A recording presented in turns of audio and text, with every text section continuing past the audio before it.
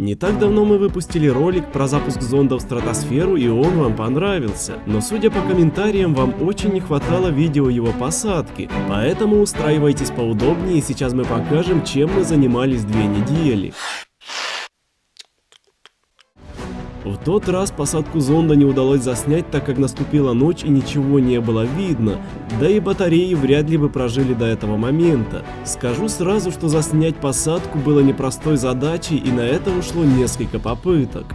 В первую очередь мы сделали более оптимизированный корпус зонда и его начинку, а также прицепили механический градусник, так как электрический вышел из строя еще при минус 40 градусах, да и выглядел он не очень.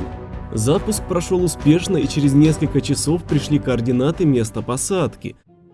Мы прибыли туда только посреди ночи, это оказался лес возле какой-то деревни. Вооружившись фонарями, мы выдвинулись на поиски. Было темно и сыро, начался лес с просто огромными деревьями и фиолетовыми слизнями, но зонда не было видно.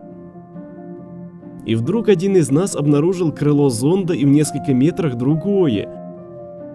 Мы поняли, что шар где-то над нами, и через несколько минут увидели его практически на вершине очень высокого дерева. К сожалению, веток на нем было очень мало, и так просто залезть туда мы никак не смогли. Пришлось вернуться к машине и найти, где бы переночевать, чтобы утром на свежую голову придумать способ, как достать зонд. В поселке было несколько отелей, но посреди ночи никто нам не открыл, поэтому мы поехали на заправку и расположились в машине как могли. Проснувшись, мы поехали обратно к зонду. Вокруг оказались красивые горы, а шар на склоне одной из них. Прибыв на место, мы прихватили с собой буксировочный трос и, закидывая его на верхние ветки, удалось долезть почти на самый верх. Чтобы дотянуться до самого зонда, мы соорудили ветку с крюком, которым зацепили зонд и притащили к себе. К сожалению, парашют и стропы остались на дереве, но теперь мы смогли посмотреть запись полета. Видите зефирку в шоколаде возле куки? Мы прицепили ее, чтобы посмотреть, как она будет чувствовать себя на высоте. В это время почему-то во всех деревнях начали жечь траву, из-за чего земля покрылась своеобразной дымкой. На средней высоте зефирку немножко раздуло, и она треснула от отрицательного давления.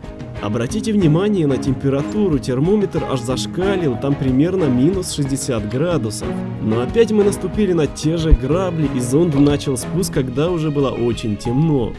Нас это не устраивало, и сделав новый парашют, мы запустили зонд еще раз. Ведь скоро 6 миллионов подписчиков, и нам нужна была полная запись полета любой ценой. Зонд упал в нескольких часах пути в полях, наполненных комбайнами, комбайнерами и комарами. А точнее в поле с фасолью, до которого нам пришлось пройти пешком около 2 километров.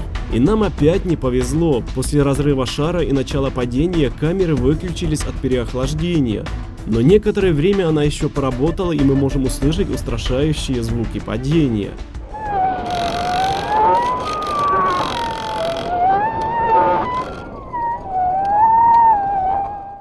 Тогда мы вернулись, уменьшили вентиляцию зонда и через несколько дней сделали еще запуск.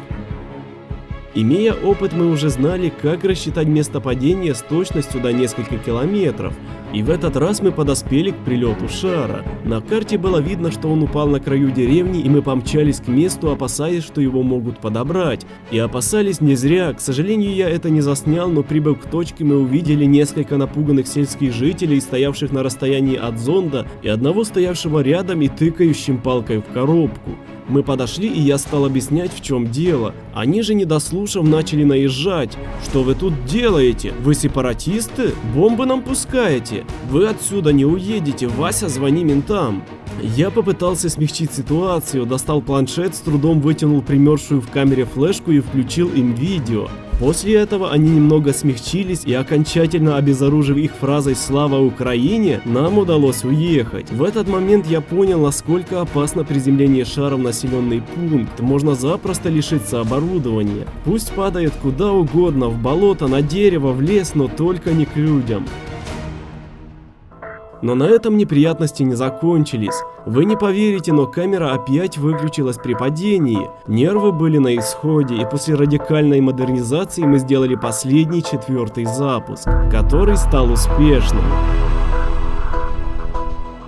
Точка приземления опять оказалась возле деревни, и мы бежали изо всех сил, чтобы зонт не перехватили местные жители. Он висел на невысоком дереве, а камера все еще снимала. Итак, посмотрим, что у нас получилось. Мы взлетаем. Кстати, вот эти дети, купающиеся в озере во время подготовки к запуску, подошли к нам и сказали, что в России такой же шар запускали, и он полетел в Польшу. Мы сказали, что слышали об этом, и они пошли купаться. В зависимости от погоды шар поднимался то спокойно, то с жуткими звуками какого-то чудовища.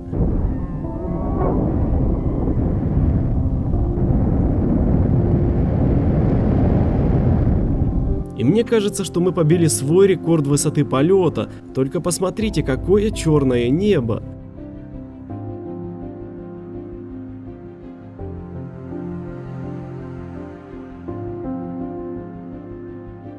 И тут шар лопает.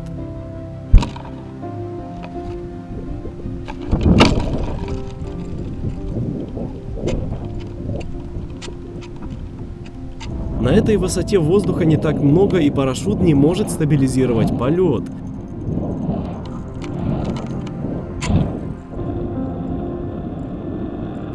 Если хотите, то в ближайшие дни я выложу большое видео полета и приземления.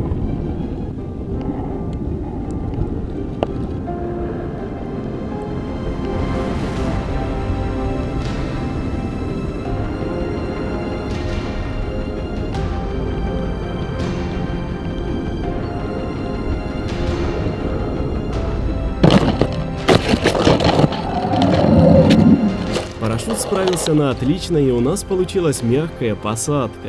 Видео прошло быстро, но для нас все было очень долго и томительно.